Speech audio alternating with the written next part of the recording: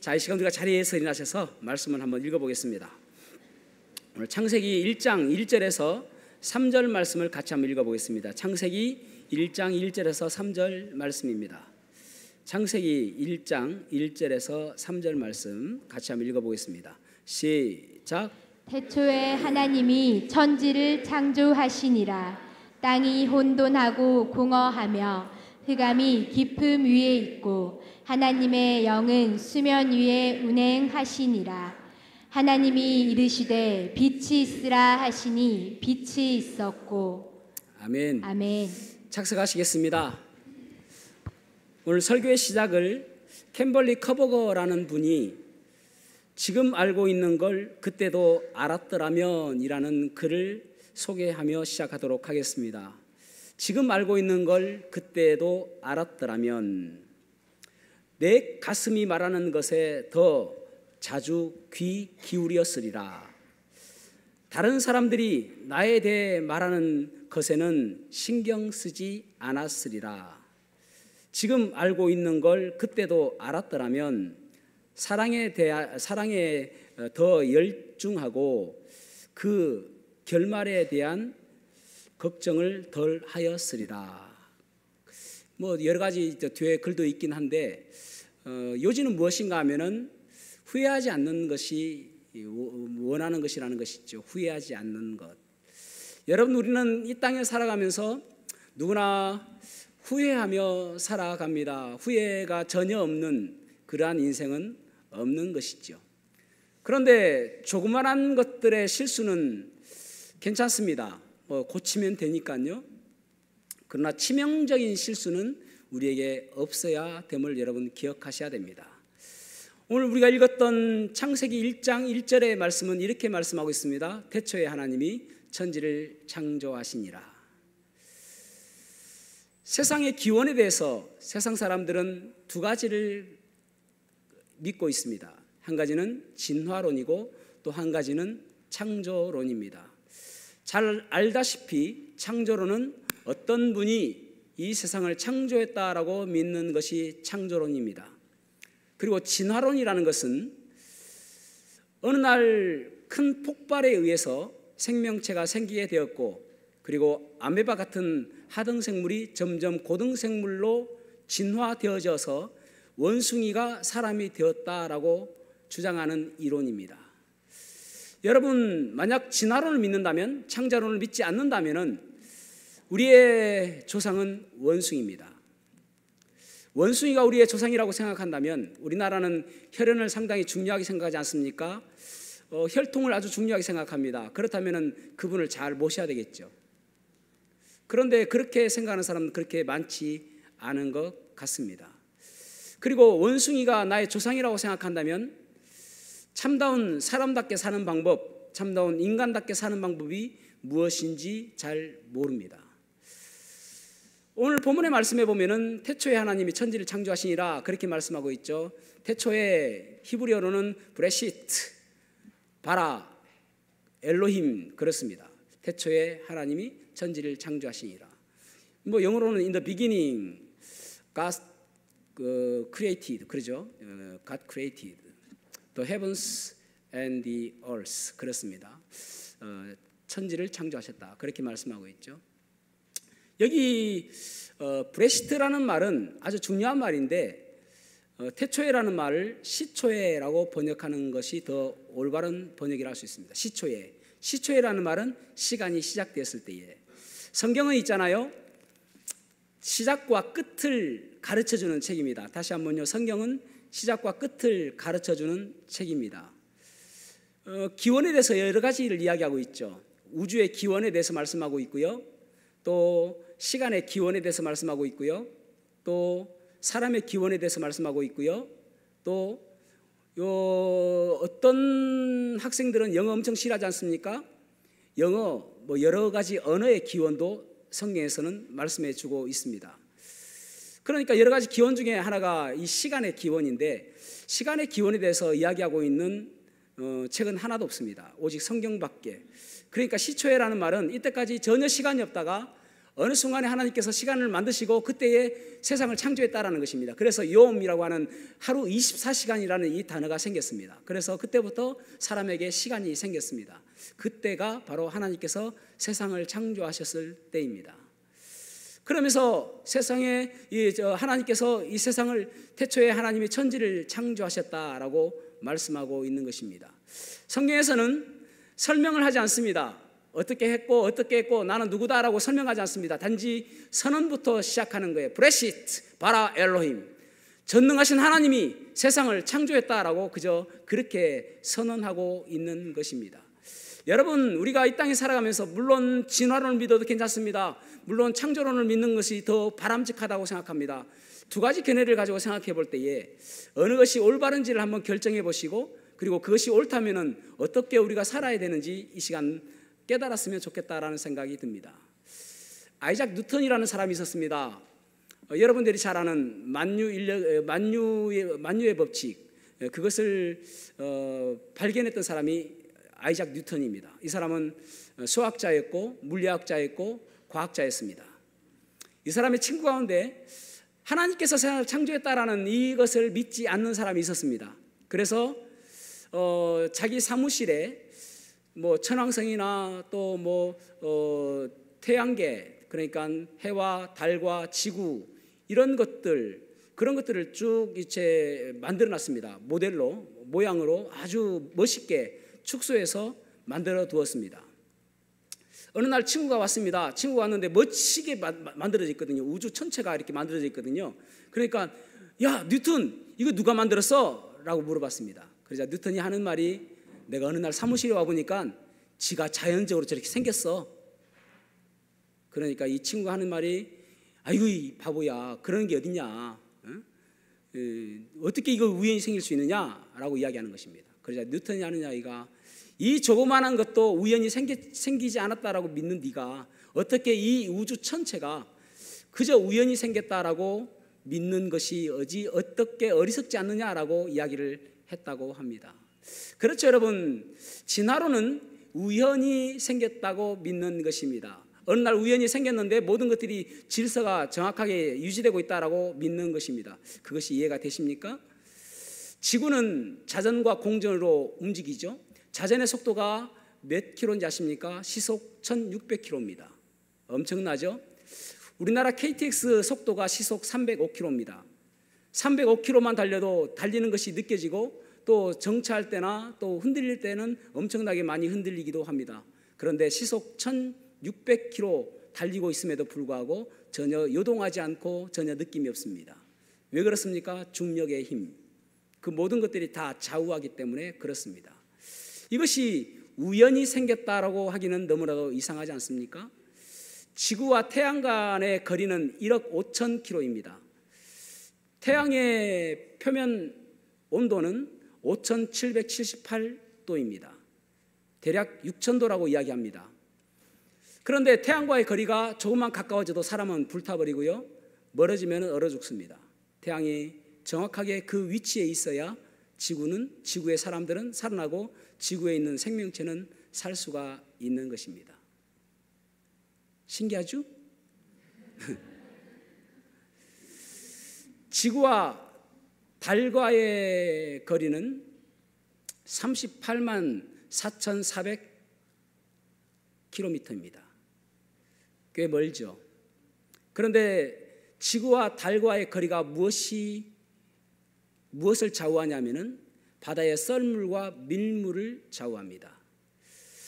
그러니까 지구와 달과의 거리에 따라서 바다가 밀려가기도 하고 몰려오기도 하는 것입니다. 잘못되어지면은 바닷물이 범람해서 바다 주위에 있는 사람들이 다 물속에 빠지게 되어집니다. 그 거리가 정확하게 유지되어야만 되는 것입니다. 상층권에 있는 오존층이라고 있죠. 상층권 하부에 오존층이 있습니다. 지구로부터 약 15에서 35km에 떨어져 있습니다. 오존층의 두께는 3mm에서 5mm입니다. 아주 얇습니다. 그런데 오존층이 얼마 전에 빵꾸 나가지고 구멍 나서 엄청난 일이 있었죠. 오존층이랑 상당히 중요합니다. 왜냐하면 UVB나 UVC 같은 방사선을 흡수하기 때문에 그렇습니다. 오존층이 없으면 사람 살 수 없습니다. 오존층이 없이 그 자외선이나 그런 UVC나 UVB 선이 광선이 그대로 내려오면은 피부암에 걸릴 가능성이 크고요. 또 백내장에 걸릴 가능성이 더 큽니다. 정확하게 그곳에 있어야 되고 그곳에서 정확하게 버텨줘야만이 사람이 살 수 있는 것입니다. 너무나도 치밀하게 아주 자세하게 그렇게 창조되어진 것입니다. 지구의 산소 농도는 21%입니다. 이 21%라는 숫자는 소위 말하는 황금 비율입니다. 21%보다 넘으면은 가연성이 높아져서 산불이 자주 일어나고요. 또 사람들이 산소를 많이 계속적으로 흡수하게 되어지면은 폐 질환이 생길 수가 있다고 합니다. 또 산소 농도가 높으면은 미생물이 죽음으로 인하여 먹이 사슬이 깨진다고 합니다. 정확하게 21%가 유지되어야만 된다고 합니다. 만약 21%보다 더 산소 농도가 낮아지면 저산소증 때문에 사람들이 살기 힘들고 심장 박동수가 더 빨라진다고 합니다. 그래서 정확하게 21%의 산소가 있어야만이 사람이 살 수 있고 생명체가 살 수 있다고 합니다. 이런 것들이 그저 우연히 생겼다고 하는 것은 아까 뉴턴의 친구처럼 뭔가 잘못 생각하고 있는 것이죠. 조그마한 디자인은 조그마한 디자이너가 필요합니다. 그러나 그레이트 디자인은 그레이트 디자이너가 필요한 것입니다. 아주 큰. 그런데 하나님께서 그렇게 말씀하세요. 태초에 하나님이 천지를 창조하시니라. 그것이 가장 중요한 이야기입니다. 그래서 창세기 1장 1절 성경 가운데서 가장 먼저 그 말씀을 지금 하고 있는 것입니다. 그렇다면은 창조 전에 이 우주의 상태는 어떠했는가를 한번 보도록 하겠습니다. 자, 창세기 1장 2절 말씀을 같이 한번 읽어보겠습니다. 시작. 땅이 혼돈하고 공허하며 흑암이 깊음 위에 있고 하나님의 영은 수면 위에 운행하시니라. 아멘. 아멘. 여기 보면은 창조 전의 상태는 혼돈하고 공허하며 흑암 위에 있다라고 말씀하고 있습니다. 그러니까 하나님께서 창조하시기 전에 이 세상은 전혀 질서가 없는 혼돈했다라고 말씀하고 있죠. 혼돈이라는 말은 formless, 그러니까 형태가 없다라는 말입니다. 질서가 없다라는 말입니다. 그저 그냥 무질서하다라고 표현하고 있습니다. 마찬가지로 우리의 인생도 마찬가지입니다. 하나님을 알기 전에 우리의 인생은 이 formless, 마치 질서 없는 인생을 살아가게 되어집니다.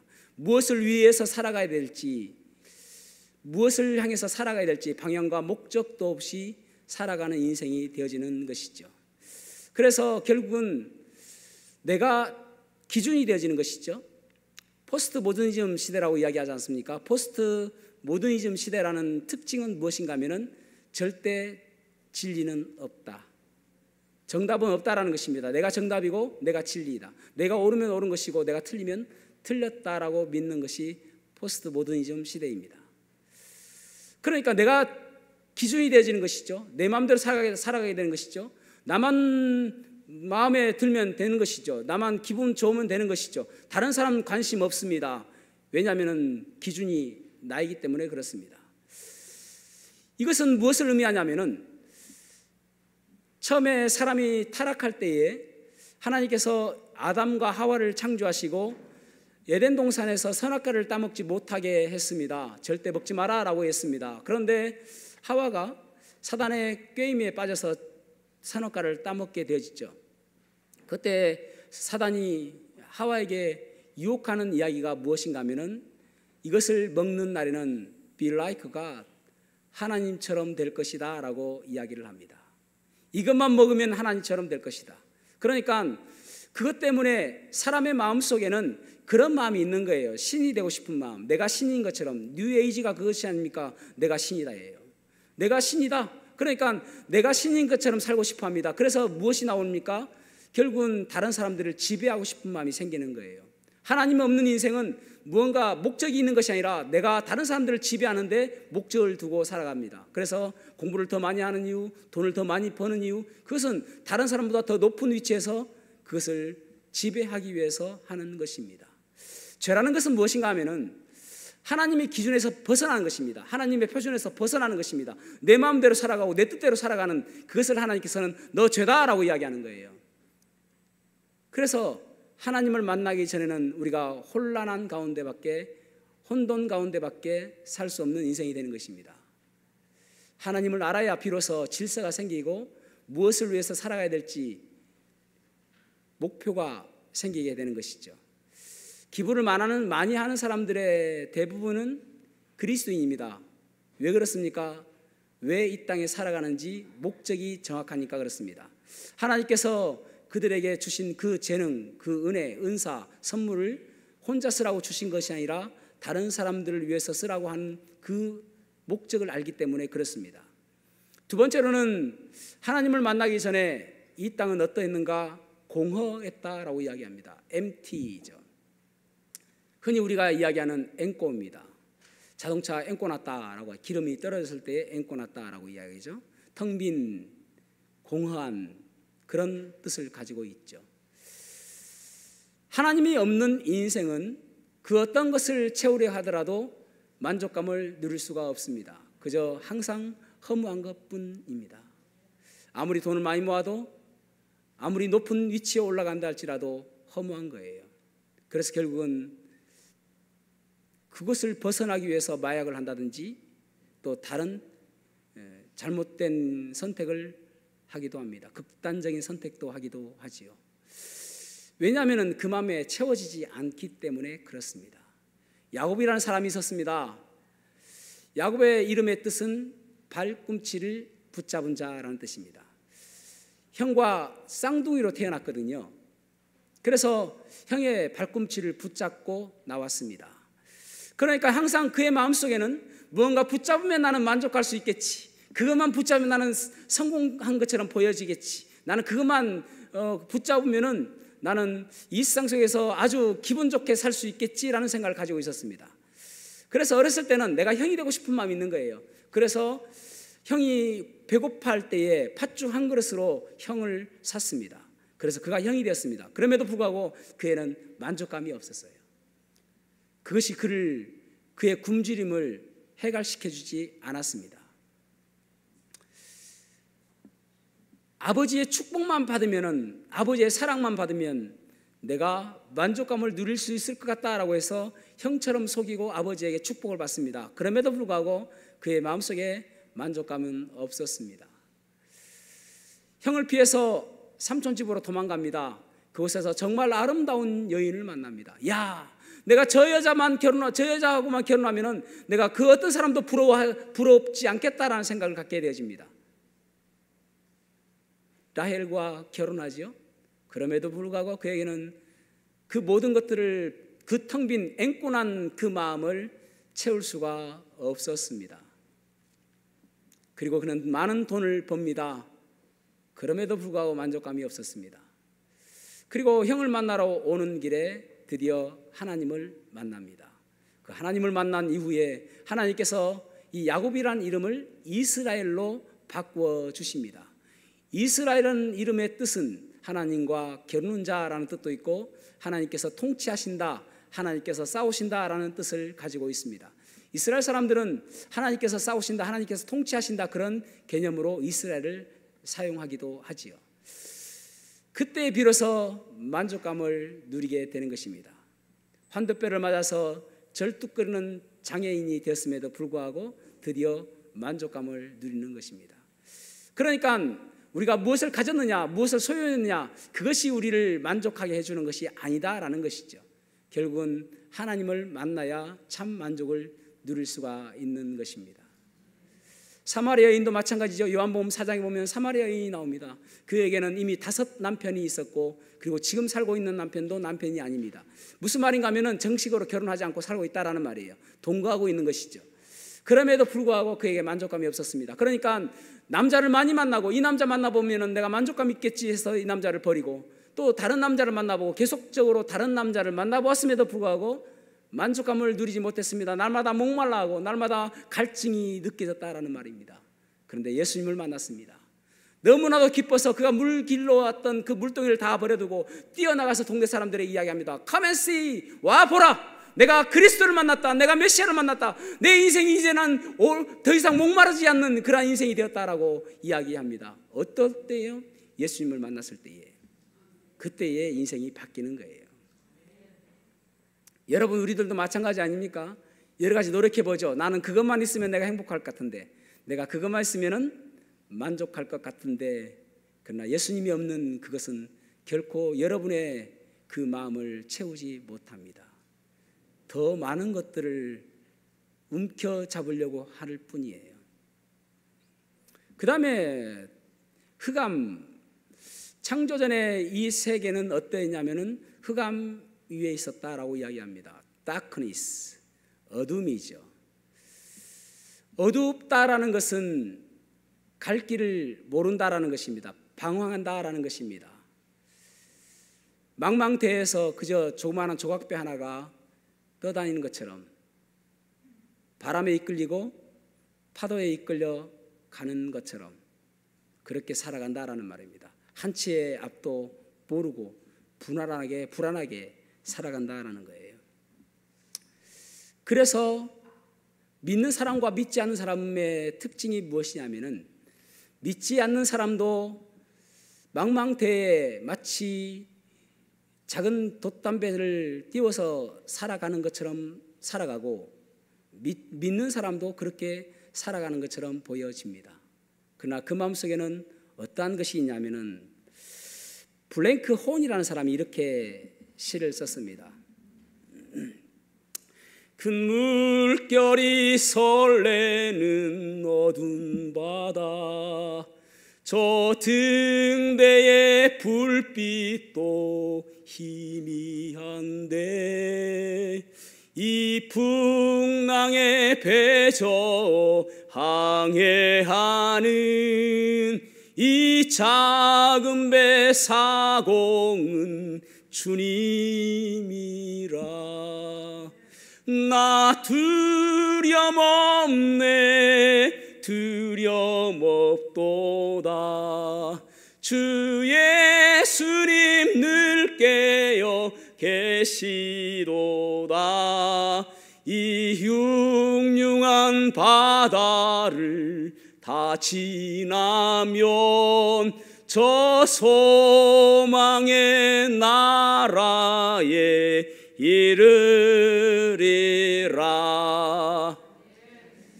믿는 사람과 믿지 않는 사람의 특징은 무엇인가 하면 험한 길이 없다는 거 아니에요. 풍랑이 없다는 거 아닙니다. 바람이 없다는 거 아닙니다. 그 모든 것들이 있다 할지라도 그 가운데서도 여전히 우리를 인도하시는 분이 계시고, 사공되시는 주님이 계시고, 우리의 선장 되시는 분이 계시다라는 것입니다. 그래서 그 어두운 가운데서 그 빛 대신 예수님을 쫓아가는 것이에요. 그것이 예수님을 만난 사람의 특징이고 특권이라고 할 수가 있는 것입니다. 그래서 여러분, 만약 하나님께서 이 세상을 창조하셨다면, 만약 하나님께서 이 세상의 창조주시라면 그분의 말씀을 들어야 하는 것입니다. 자, 1장 3절 말씀 읽어보겠습니다. 1장 3절 시작. 하나님이 이르시되 빛이 있으라 하시니 빛이 있었고. 아멘. 아멘. 하나님께서 말씀하셨습니다. God said, let there be light. 빛이 있으라 하니까 and there was light. 빛이 생겼다라고 이야기해요. 하나님 말씀이 들렸을 때에 빛이 생겼습니다. 그러니까 빛이 있으라고 했던 그 말씀처럼 우리도 하나님 말씀에 귀를 기울여야 우리의 인생이 달라지는 것입니다.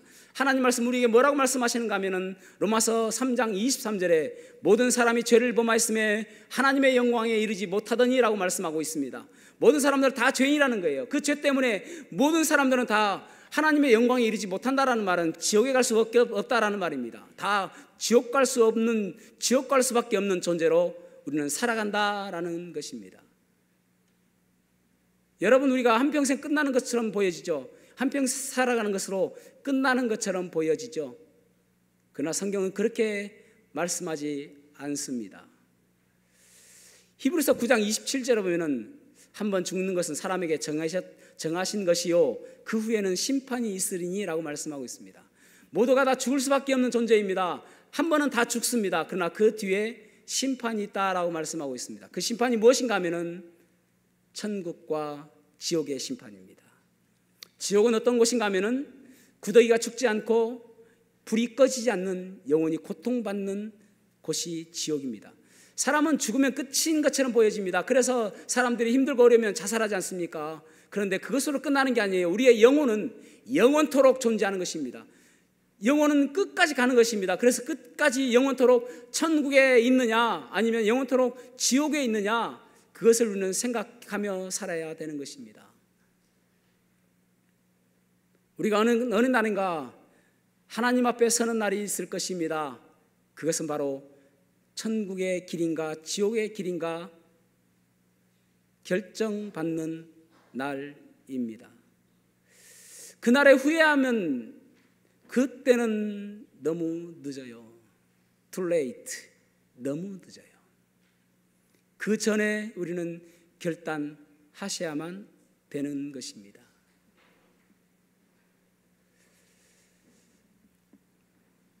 예전에 아주 유명한 가수가 있었습니다. 1975년에 금주의 인기가요에서 15주 동안 연속 1등을 했던 너라는 노래를 불렀던 이종용이라는 가수가 있었습니다. 낙엽지는 그 숲속에 파란 바닷가에 떨리던 손 잡아주던 너, 그 노래가 그렇게 인기였습니다. 그런데 처음에 너무 좋았죠. 왜냐하면 부와 명예를 누리게 되었거든요. 많은 사람들이 알아주게 되었거든요. 그래서 많은 돈을 모았거든요. 많은 인기가 있었거든요. 너무나 좋았죠. 그런데 가면 갈수록 불안한 것입니다. 혹시 내가 이 인기에서 떨어지지 않을까? 더 불안한 거예요. 높이 올라가면 올라갈수록 불안한 것입니다. 내가 이렇게 살아도 괜찮을까라는 생각이 들게 될 정도로 그 강박관념이 너무나도 힘들게 하였습니다. 그래서 손대지 말아야 될 것을 손댔습니다. 마약입니다. 이건 먹으면 괜찮겠지. 잠시라도 그 강박관념을 잊게 되어지니까 말이죠. 그런데 그것 때문에 구속되어집니다. 구치소에서 5개월 동안 살게 되어집니다. 그곳에서 인생의 전환점을 맞게 되어지는데 한 사형수가 사형장으로 가면서 그에게 남겨주는 말 때문이었습니다. 그가 가면서 뭐라고 이야기하냐면은 나는 나의 죄 때문에 지금 죽으러 가지만 당신은 내가 살지 못했던 목까지 예수님을 위해서 살아다오.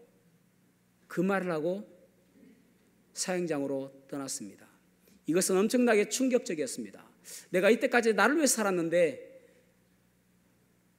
그것이 다 헛수고였구나라는 생각을 갖게 되집니다. 출소 후에 그가 노래를 부르기를, 어떤 노래를 불렸냐면은 어느 날 난 낙엽지는 소리에 갑자기 텅 빈 내 마음을 보았죠. 그냥 덧없이 살아가는 그런 세월을 느꼈죠. 저 떨어지는 낙엽처럼 그렇게 살아버린 내 인생을 난 참 바보처럼 살았군요. 난 참 바보처럼 살았군요. 난 참 바보처럼 살았군요.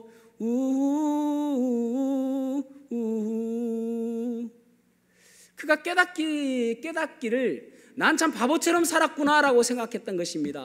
그 명성, 그 명예, 그 인기, 그 모든 것들이 헛수고였다는 생각을 갖게 되어진 것이죠. 여러분, 지금 후회하는 것은 괜찮습니다. 지금 후회하는 것 좀 후회스러운 일 괜찮습니다. 예를 들어서 뭐 회사 취직하는데 떨어졌습니다. 다음에 또 치면 됩니다, 여러분. 또 뭐 이제 얼마 남지 않았는데 수능고사 좀 못 쳐도 괜찮습니다. 다음에 잘 치면 됩니다.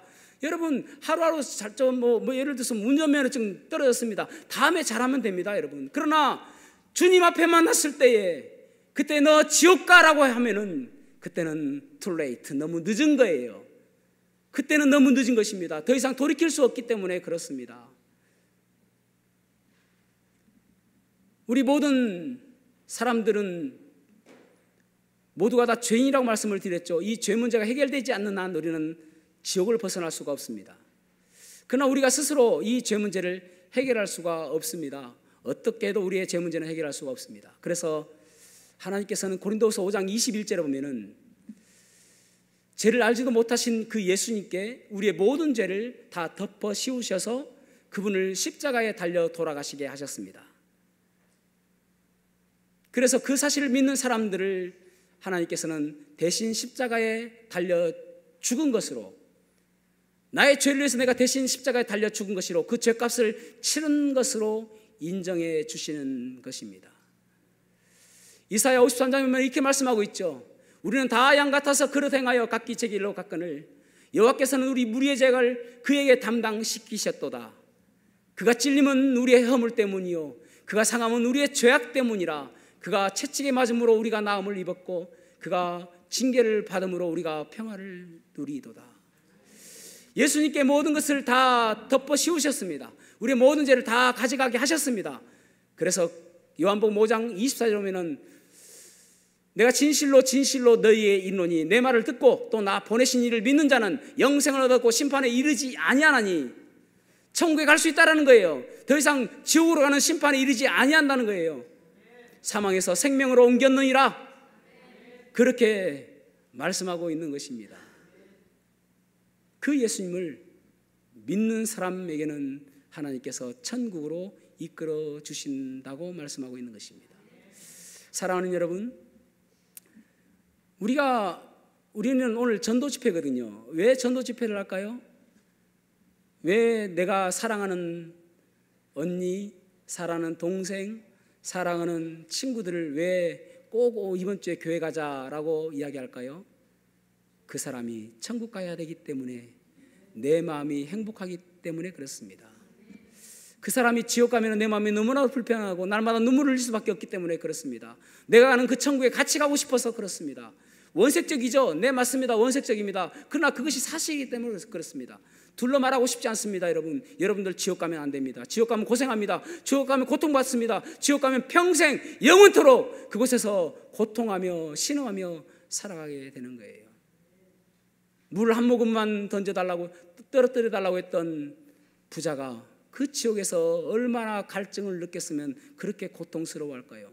그것이 남의 일이 아니라 내 일이 될 수 있기 때문에 우리 옆 사람이 그렇게 안타까워하는 것입니다.